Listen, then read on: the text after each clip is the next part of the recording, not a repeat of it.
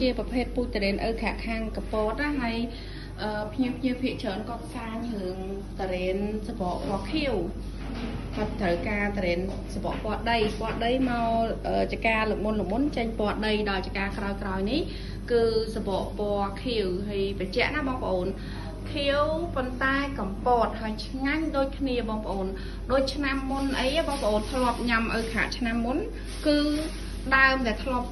ផ្លែពណ៌ដីក៏ចេញពណ៌ខៀវដែរអញ្ចឹងវាប្រែប្រួលទៅតាមអាកាសធាតុវាអត់មែនថាអូពូជដើមនឹងពណ៌ដីឬក៏ពូជដើមនឹងពណ៌ខៀវទេអត់ទេបងប្អូនខ្ញុំធ្លាប់ទៅសួរអ្នកឆ្កាយថាហេតុអីបានបងកាត់រាល់ឆ្នាំមកគឺ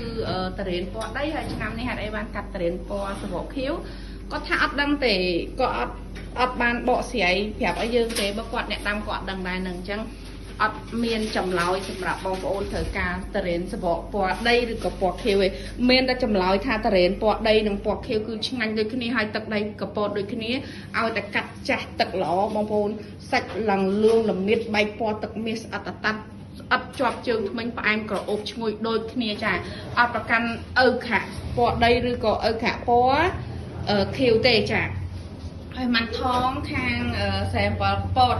អត់ច្រឡំ sample កពត sample កោះកុងបងប្អូនมันថង sample កោះកុងឆ្ងាញ់ជាប់ចិត្តតែម្ដងបងប្អូនណាធ្លាប់ញ៉ាំឆ្នាំកន្លងមកគឺនៅតែបន្តញ៉ាំទៀតទៅចាប់ផ្ដើមដល់ហើយទូរេនចាហើយឆ្នាំនេះត្រៀមតែឆ្ងាញ់ទៅបងប្អូនណាត្រៀមតែអញ្ជើញឆ្ងាញ់ទាំងអស់គ្នាត្រៀមតែលុយដើម្បីទិញទៅតរេនចាប់ផ្ដើម